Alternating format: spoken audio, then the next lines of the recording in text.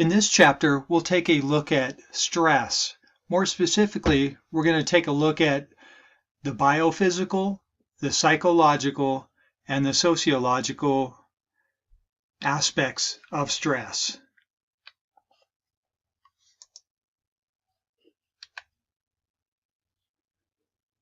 So just to kind of get started here, I was just kind of giving some examples, which I'm sure you're all well acquainted with the fact that, exams in college can be very stressful, as well as even graduating from college, maybe entering the workforce and, starting to get that feeling like, hey, I'm going to be on my own. I'm not going to have the financial support of my parents. And, I need to start building my career. That can be stressful as well for some people. Okay, so we took a look at a couple examples of stress, things that can cause stress in college students' lives. Now we're going to take a look at the actual definition of stress. So one way to look at stress is this. It's negative emotional state occurring in response to events that are perceived as taxing or exceeding a person's resources or ability to cope. So what's important to remember and to kind of categorize in your thinking is the fact that I mentioned events that are perceived as exceeding a person's resources. So that is a major cause of stress. And one thing that's important in this definition too to keep in mind is I use the term perceived. So I'm going to elaborate upon that as we proceed and a little further into this discussion. So down below here, I put what's known as cognitive appraisal model of stress. And basically, what that emphasizes is the role of an individual's evaluation, their appraisal of the events and situations and of the resources available to deal with the event or situation. So basically, one's personal appraisal or an evaluation of what's going on in life is very responsible for levels of stress that one experiences. Okay, an important term that we should keep in mind is the term stressor. And stressors are events that are perceived as harmful, threatening, or challenging. So basically, a stressor is basically what is causing us stress, the things that are causing us stress.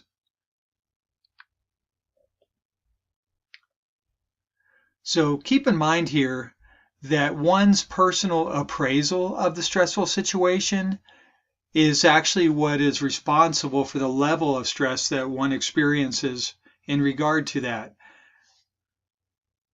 So stress is likely to result if a stressor is perceived as extremely threatening or threatening with few or no coping options available. So basically that just means, stress is likely to result, if, the situation is perceived as being very threatful, okay, or threatening, and that one might feel that they don't have the resources with which to deal with that specific situation.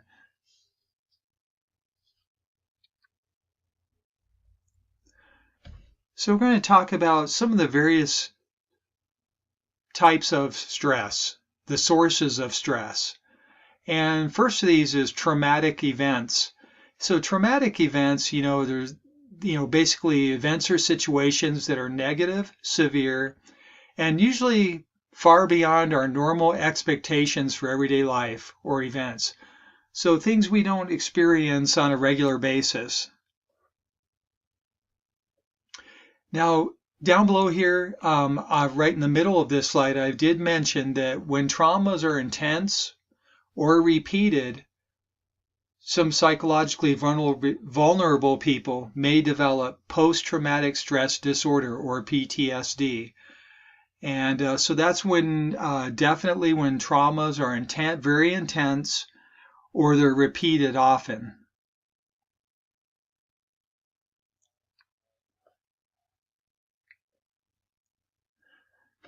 So you remember I've previously mentioned that one's appraisal of the situation is what's important to the level of stress with which within which one experiences stress.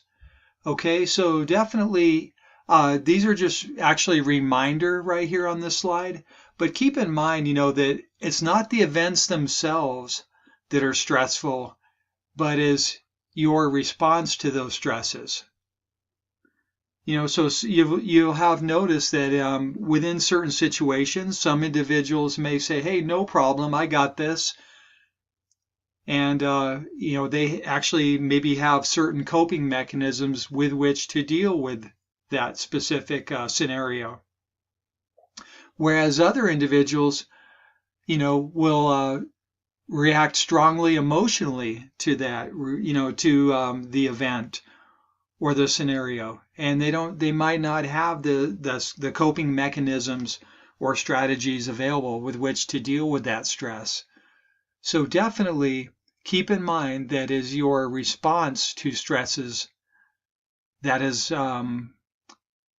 important to understanding how that your response is responsible for determining the level of stress with which you experience in regard to certain scenarios or events or situations.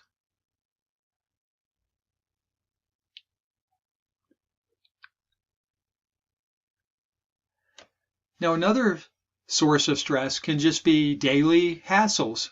Basically everyday minor events that annoy and upset people. But what is stressful about those minor events is that they might be cumulative. They happen a lot in daily life. So it can just become stressful, irritating, and one eventually becomes to, react emotionally to those daily hassles. So please pause the video and look at some of these examples I mentioned, that some of the types of events that women are likely to report as daily stressors in comparison to what men may report as their daily stressors. So some examples of daily hassles, I've listed here. And if you look at each column, you will see like daily hassles right here. So that can be, things like concern about one's weight or health, etc., etc. And then on the middle column here, college daily hassles or daily hassles that one experiences as a college student. And that can be, increased workload, class workload, things like that. Worrying about one's future, career, things like that. And then last but not least, the last column on the right-hand side here, it says acculturative daily hassles for children. So definitely, that just means one specific culture, the hassles that one experiences one specific culture. Okay. And so I gave a couple examples here. So please, feel free to pause and look at those on your own for further insight. Now, what researchers have determined is this right here, that as stress level increases from low to moderate, well, that can actually result in increased performance.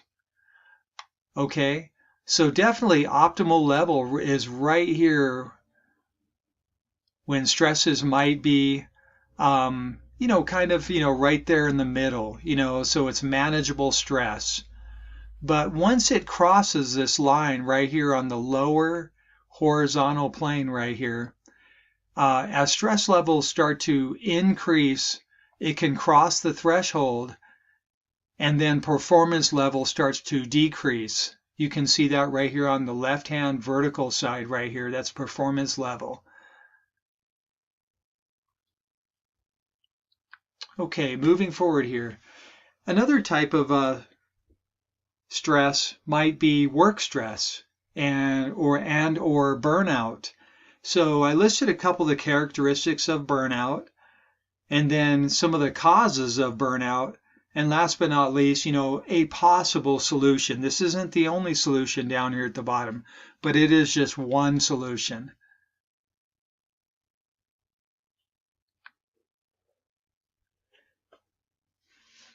Okay, so now we're going to take a look at some of the social and cultural sources of stress.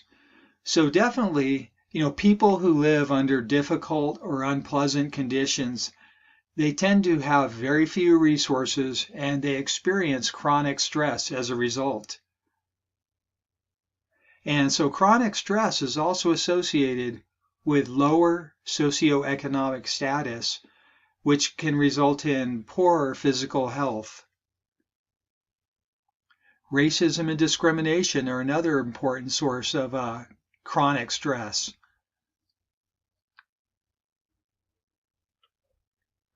This is just a chart. Please review this. Feel free to review this on your own time.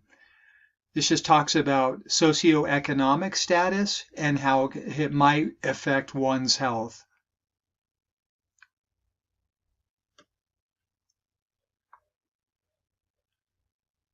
So taking this discussion a little further, adapting to a new culture can be stressful to individuals as well. And that is called what's known as acculturative stress, results from the pressure of adapting to a new culture. And so on the right-hand side, in this right-hand green column right here, I talked about the different ways of reducing stress when it comes to acculturative stress. Okay. And so please pause the video, review this on your own. I will move forward here. Okay. So right here, I just kind of give two questions that individuals that are experiencing acculturative stress, that they are constantly facing in their daily lives. And those two questions are, so first and foremost, should I seek positive relations with the dominant society? And the second question they may experience is my original cultural identity of value to me, and should I try to maintain it? So these are two questions that those who are trying to adapt and acculturate might experience.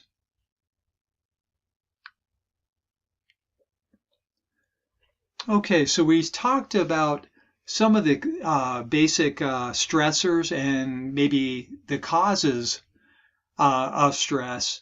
Now we're going to start taking a look at some of the biophysical effects of stress. And so right here, I did say the mind and body connection. So definitely our psychological processes or our mental processes have a strong connection with our physical health. So I just put a couple notes here. So stress can indirectly affect a person's health because it may prompt them to engage in certain behaviors that jeopardize their physical well-being, such as poor dietary or poor sleeping habits. So that's definitely how stress can indirectly affect a person's health. On the other hand, stress can directly affect physical health by, altering bodily functions, leading to symptoms of illness or disease. So we will discuss this a little more in depth as we proceed.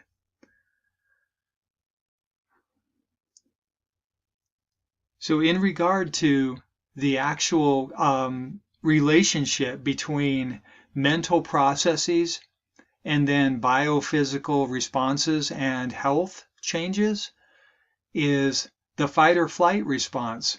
So you remember how one actually judges or, basically views an event. One might see that event as being threatening. And if one does feel that they do feel threatened or not, their safety is at stake, that may result in what's known as the fight or flight response in their body. And remember, that is the sympathetic nervous system starting to kind of kick in, so to speak. And so that has some certain results, and we will take a look at these a little more in depth as we proceed here.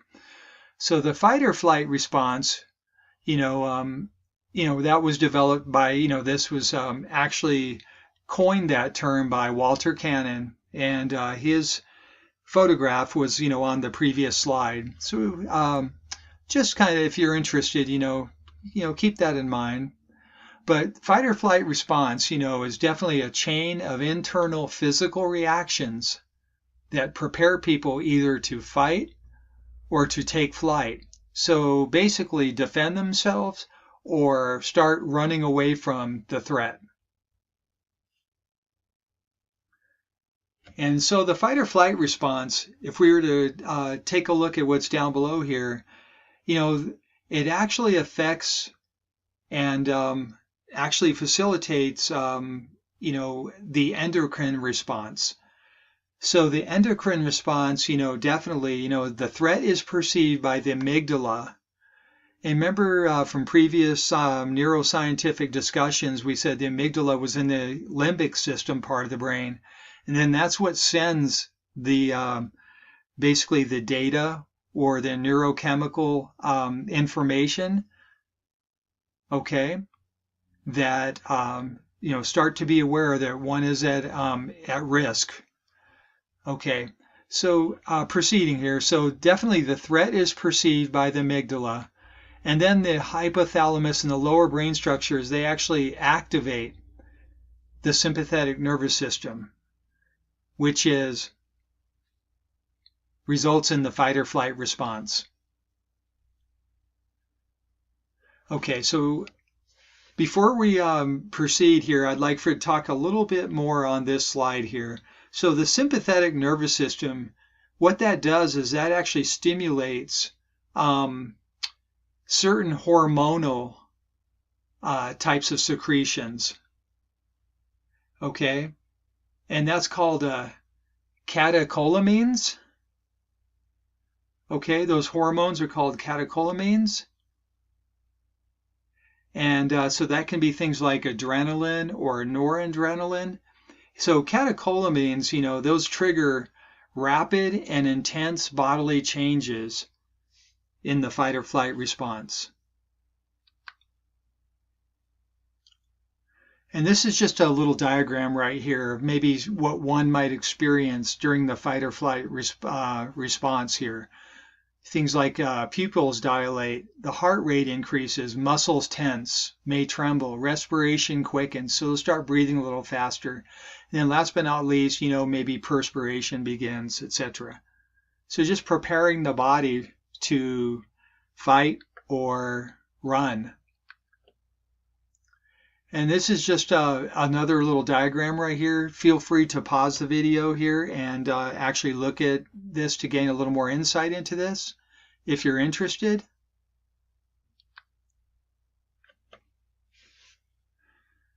All right, so definitely one thing that's important to keep in mind is prolonged stress. That produces what's known as the general adaptation syndrome. And so definitely the devastating effects of prolonged stress, they actually develop in 3 progressive stages, okay? So the actual adaptation syndrome proceeds in 3 stages right here. First of all is the state of alarm on the left-hand side right here. That's the state of alarm. That's when one becomes aware, and then arousal levels start to increase within the brain and the body. And then the body naturally proceeds to phase 2, which is known as resistance phase. And that is the body trying to actively trying to resist or adjust to the stressful situation. So basically trying to adapt, one can say. And then the final phase of this is on the far right hand side here is exhaustion. So once the first stages, they kind of are not successful, so to say, and one has progressed to this final level, one may experience exhaustion. So that's because their energy reserves were depleted, and adaptation begins to break down. They're not able to adapt and resist any longer. So moving forward here. And this just shows you, this is just another diagram here of the adaptation syndrome are shown along this graph. So feel free to pause the video and look at this on your own time. Okay, so proceeding forward here. So we wanted to also talk about how stress affects the chromosomes, which can affect the aging process in the human being as well. And so we have, in our DNA, we have what's called telomeres. And those telomeres, they actually protect the genetic data in the chromosomes from being broken or scrambled during cell division. So as the individual ages, their telomeres get shorter as they progress throughout the lifespan. And as a result of elevated levels of stress hormones as well. So it's not just aging, it's also stress hormones that can actually affect the size and length of the telomeres. So let's take a look at the telomere. Telomeres look like this. So they are at the end right here of the chromosomes. These are the telomeres at the very end. Okay. And then on the left-hand side, this is an actual image of actual telomeres. And you can see the telomeres at the very tips. You see these little lights right here? Those are actually the telomeres.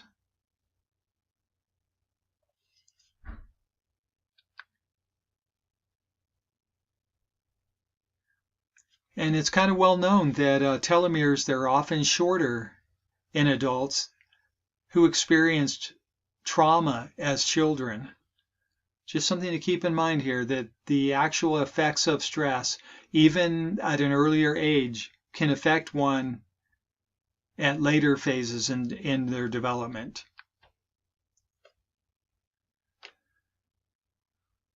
Okay, we're going to take a look at, well, how does stress affect the immune system? So definitely, what's important to keep in mind, is the immune system, it actually produces, white blood cells that protect our body from viruses, bacteria, and tumor cells. Okay. And then we have what's known as lymphocytes, and those, include the white blood cells that fight the viruses and other invaders. So just kind of keep that in mind. But right here, feel free to pause the video, look at this diagram on the right-hand side. All the different parts of the immune system. Now, the study of basically combining the two disciplines of neurology and immune system study, when we combine those two, that is what's known as, this is quite a long term right here, but it's psychoneuroimmunology. I put that in red right here. Okay, so psychoneuroimmunology. So psycho means psychology, mental processes. Neuro means brain. And then immune, or the immune system. So basically that field, psychoneuroimmunology, is concerned with how all these work together to affect one's overall health. So definitely keep in mind, one's psychological processes or mental processes and the nervous system and immune system all work together and all affect each other.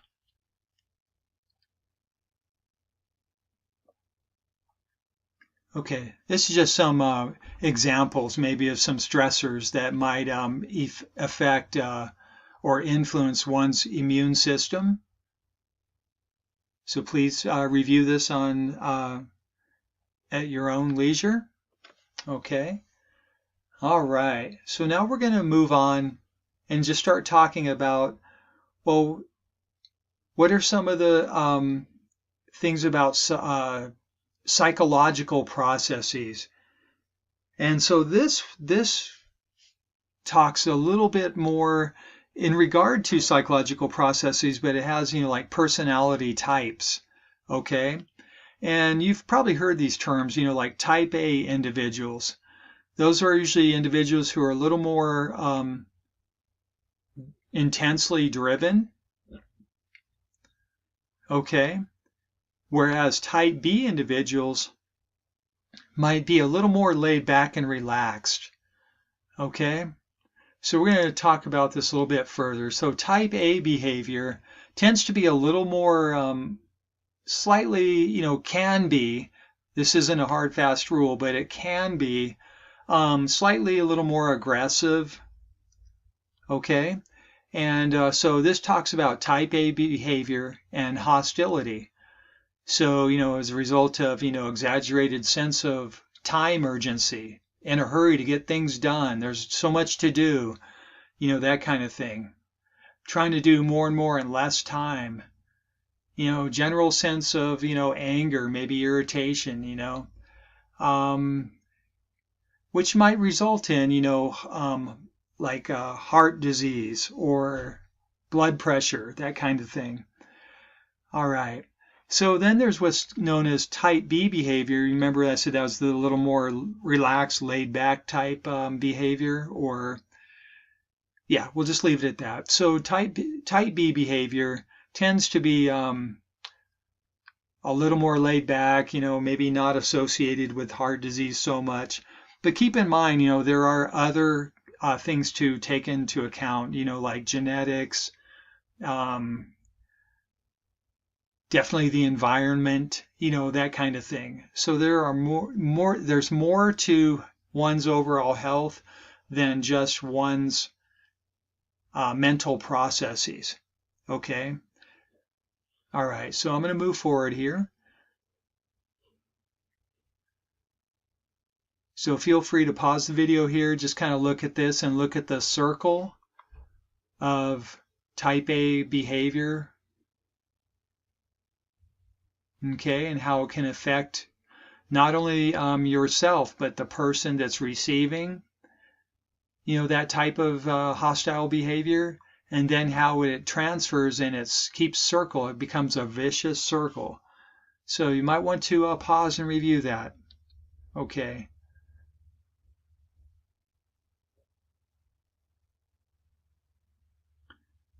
Okay. And I'm going to move forward past this slide. This isn't so important in our discussion today. Just an example, but feel free to review that on your own. All right. So now we're going to talk about some of the psychological factors that influence one's response to stress. Okay. So I did put here, first and foremost, personal control. So that's a feeling of control over the event. All right. And so that's usually the kind of talk you might hear one say, like I said a little bit earlier. They might use like, hey, no problem. I got this. I'll get through this. Going to be successful in this. I'm not going to let this beat me. I'm going to win this, So that's a sense of, like personal control. And usually, keep in mind that's because, they may feel that they have the resources and the strategies with which to deal with that certain event or scenario.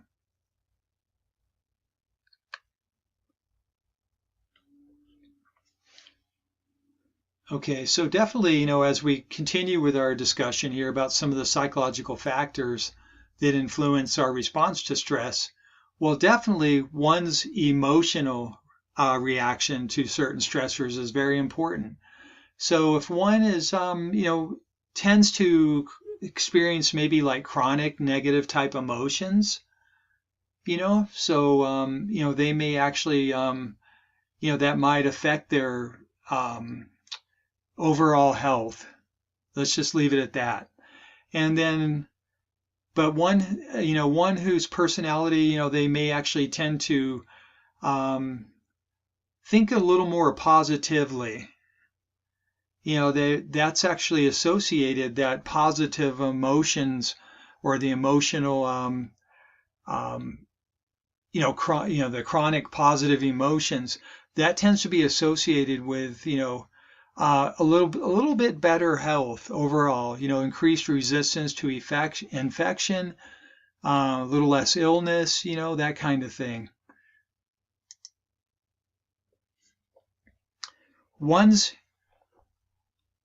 The way one inner self-talk and then one's actual external speaking style is also a factor in stress response.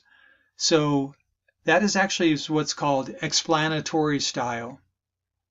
So the optimistic explanatory style, that uses external specific explanations for negative events, and which usually results in better health, stronger immune system.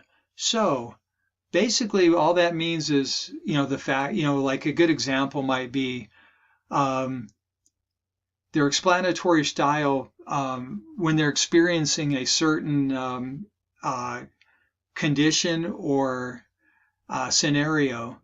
They'll say, hey, it's just this is what's happening, and then we'll have a specific explanations why that's happening. Okay, and say that those don't have to stay that way forever. We can overcome this. That's why this actually uses the term unstable. Okay, external, unstable, and specific explanation for negative events. Okay, now on the other hand, though, one who engages in a pessimistic explanatory style, well, they're used a little more stable, which means, their type of explanatory style might say that, hey, it's always this way. It always has been this way, and it's just always going to be this. It's always going to be this way. That is what's known as stable explanatory style. And they will basically, instead of focusing on what the actual, what is the cause of the specific problem, and being able to pinpoint the exact cause of what might be causing the dysfunction or the stress, they might actually say, look, it's, more of a global explanation, which might mean, like, well, everybody's to fault for this, it's everybody's fault, and then maybe blaming more than one person or one cause, so to speak. And individuals who tend to engage in pessimistic style, explanatory style, that can actually negatively affect their health, possibly. Okay, so now we're just going to take a brief look at some of the social factors that affect one's health. So social support is very important. And social support just means resources that are provided by other people in times of need. So definitely it can be, I'll give you an example. Like right now, I was just watching the news and they were talking about individuals lining up or volunteering to be in lines at food banks to give food to people who are experiencing hardship, in their community or something. Well, that is social support resources. So food, is a resource. That's just an example. Okay, now down below here, I definitely give a couple examples of effects of low social support. So definitely, isolated people, socially isolated people, experience a lot of health effects, and they tend to experience a shorter lifespan and experience greater health problems, that kind of thing. Okay. Now, another thing that's important too in regard to social factors, but having diverse social networks, so definitely, having a lot of different, friends, family, that kind of thing, a very diverse social network, friends, family, maybe workmates, if you work in an environment that actually facilitates that. So definitely if one has a more diverse social network that is very supportive, and it's been shown to lower the incidence of things like dementia and cognitive decline or cognitive loss in old age. This is just a little bit of repeat here of what I just explained here, but feel free to pause the video and look at this on your own. And so definitely we talked about some of the positive effects of social support. And so I'm going to go through a couple that I feel that is worth focusing our attention on. So first and foremost, so how can social support positively benefit one's health? So one answer to that is, well, social support can actually help us to modify our appraisal of a stressor's significance. So definitely, the more social support we have, maybe the less negatively we will appraise a certain stressor.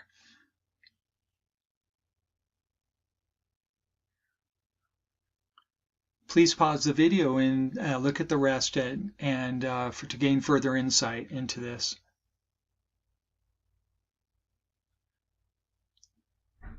Okay, last but not least, before I move on, what about the negative impact of, maybe social support?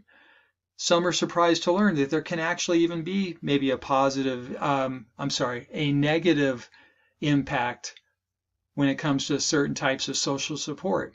So definitely, what are those things, that result in negative impact? And first and foremost, definitely negative interaction can create distress. And second, unwanted or inappropriate social support can increase stress. So if you're reaching out to offer your support to an individual that might be experiencing some distress, just kind of think about that for a moment, be aware of that, and maybe even talk to the person and say, hey, can I help you? Or would you like to talk? That kind of thing. Because if they're not in that right frame of mind or want to receive that type of attention or engage in that type of interaction, that could possibly result in increased stress for them. So on these two columns right here, I did list, some of the effective strategies for social support on the left-hand column. And then on the right-hand column, I listed some of the ineffective social support strategies. So definitely review these. And I will move on. So you might recall that earlier in this discussion, I mentioned that coping mechanisms are definitely important with in regard to how one actually judges the intensity of the certain effect or scenario or something like that.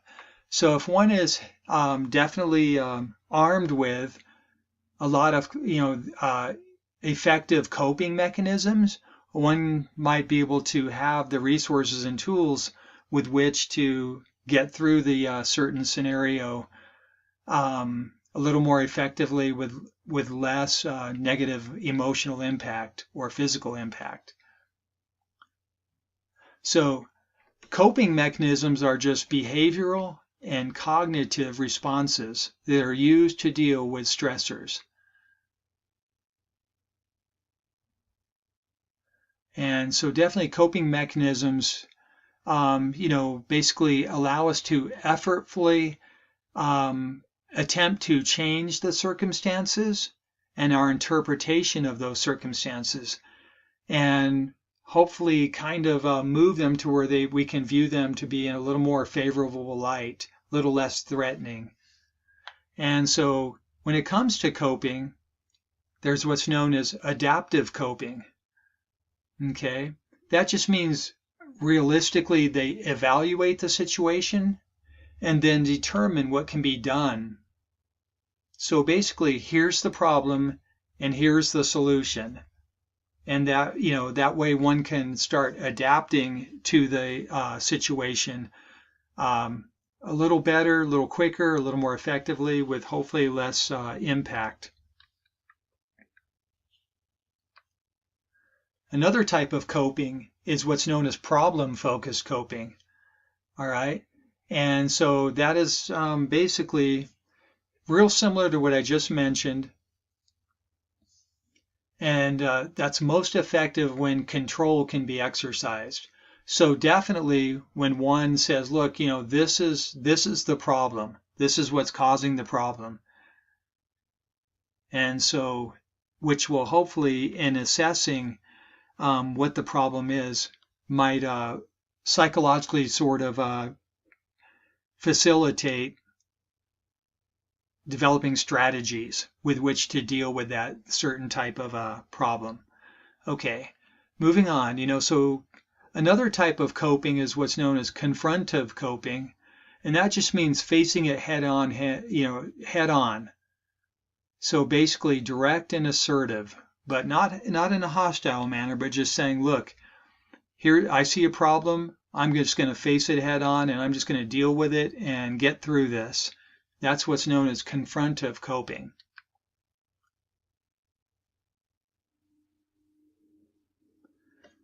So we did talk about a little bit about problem-focused coping strategies. And so that is, just having a plan, a strategy with which to deal with the situation. So that usually results by, analyzing the situation, identifying possible solutions, and then actually implementing those solutions or strategies. Real simple 3-step process. And last but not least, another type of coping strategy is what's known as emotion focused. So definitely that doesn't necessarily always mean it's negative, but more often than not, just having an emotion focused coping, where one just is really focuses strongly on one's emotions without, maybe focusing on the problem and some strategies with which to get through the problem, can sort of result in one being kind of stuck. So what I mean by that is when one feels maybe sad or scared or something, and because they may not have any other coping strategies available or other resources at their disposal, they may be stuck with just focusing on the emotional reaction to the situation.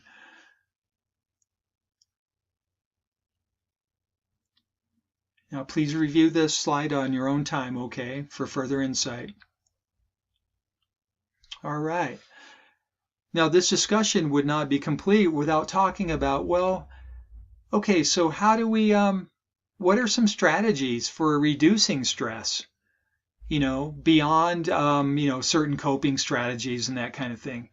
So there are some definite things that have been shown to help biophysically and psychologically, even socially. So remember, we are always approaching every topic of interest and study through the biopsychosocial lens. So first and foremost, a stress reduction technique can be just getting regular exercise. And that can be almost any type of exercise, aerobic, strength training, dance, martial arts, anything like that, just physical bodily movement. Okay, the second type of stress reduction technique might be things like meditation and relaxation.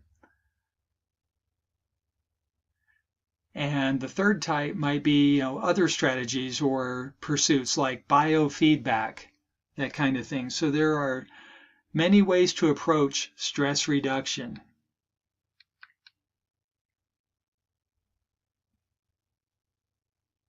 Now, please, I did include this diagram right here for those of you who want to kind of think about, like, well, what is happiness and how does one achieve maybe a sense of happiness, and what goes into creating a state of happiness. So please review this if you're interested in this. I will move on. And last but not least, I want to talk about a few suggestions about minimizing the effects of stress. Okay, so suggestion number 1. So maybe minimize or even completely avoid the use of stimulants. So definitely, don't, try to avoid, let me just put it that way, try to avoid having too much caffeine or other types of stimulants, maybe tobacco or that kind of thing. Because, large quantities of those can add to stress levels. Okay, suggestion number 2, we mentioned this a little earlier, but definitely engage in regular exercise. Suggestion number 3, do your best to try to get enough sleep, good quality sleep. And then suggestion number 4, practice relaxation or meditation on a fairly regular basis. Stopping the busy mind, so to speak, focusing one's attention on one thing for a period of time, and enabling one's mental processes and biopsychological type processes to sort of kind of calm down a little bit.